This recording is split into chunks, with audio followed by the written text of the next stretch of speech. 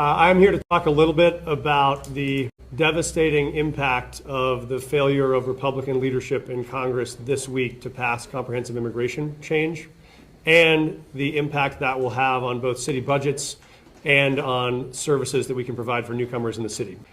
The second is we will start to have to greenlight a set of hard decisions about budget reductions across the city to meet those costs that we know will continue to arrive. We want to talk about two of those today. While they're the first steps, they unfortunately will not be the last and may not be the hardest.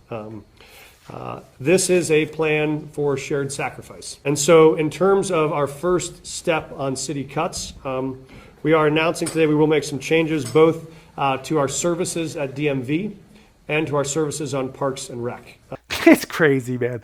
Is it just me, or does it seem like at least half the things that we see from the modern day left feel like parody, man? Like something off of Saturday Night Live from back when Saturday Night Live was actually funny.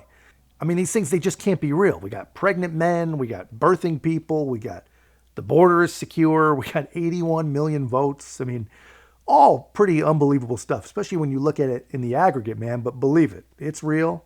It's happening. They believe it. They believe every word of it. And nothing is too insane to believe anymore. And I don't think anything shows it better than this clip of a Democrat mayor's staff in the sanctuary city of Denver literally begging illegals to leave, telling them that the better and wealthier people in places like Chicago and New York are prepared to just give them more than the poor people of Denver can afford. Opportunities are over. That's Andres Carrera, political director for Denver Mayor Mike Johnston. Nueva York te da más, Chicago te da más. Entonces sugiero que vaya por allá, donde hasta también con un albergue de más largo plazo, también hay más oportunidades de trabajo por allá. Carrera is Denver's so-called newcomer communications liaison. That means that he meets the busloads of new arrivals. The city says this group got here on March 26, sent up by Texas's Republican Governor Greg Abbott. He warns them the jobs, the resources, the opportunities have already gone to the 40,000 migrants who came to Denver before them. Hemos recibido demasiados migrantes y por eso se acabaron los recursos. Mira, no te vamos a bloquear. Si quieres permanecer aquí, yo estoy aquí para bloquearte. Estoy aquí para avisarte que tu camino no ha terminado.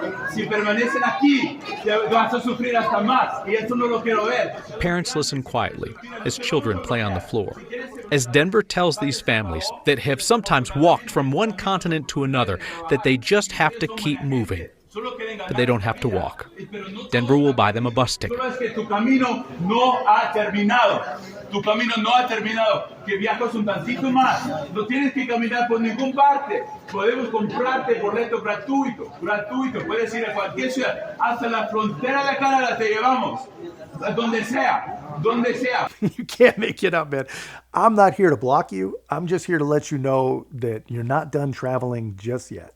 The promised lands of New York and Chicago, who knows, maybe even Canada, they're all waiting for your arrival. And they're going to leave the light on for you. I mean, come on. This poor guy. But then he says, but don't worry. I know you're tired of walking. You don't have to walk. I'm going to get you a bus ticket. And they're doing all this while they call the guy who put them on the bus they just got off of a human trafficker, a racist, just a politician willing to play politics with the lives of innocent migrants. And you know, it's still amazing how many mushy-brained victims of propaganda will actually fall for that.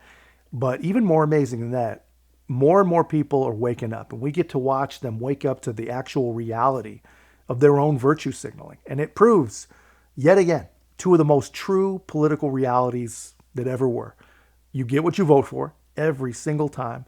And my personal favorite, the only way to truly prove to a liberal just how bad their ideas really are, just let them have them. Let them have their bad ideas, and if they're smart enough, they're going to figure it out.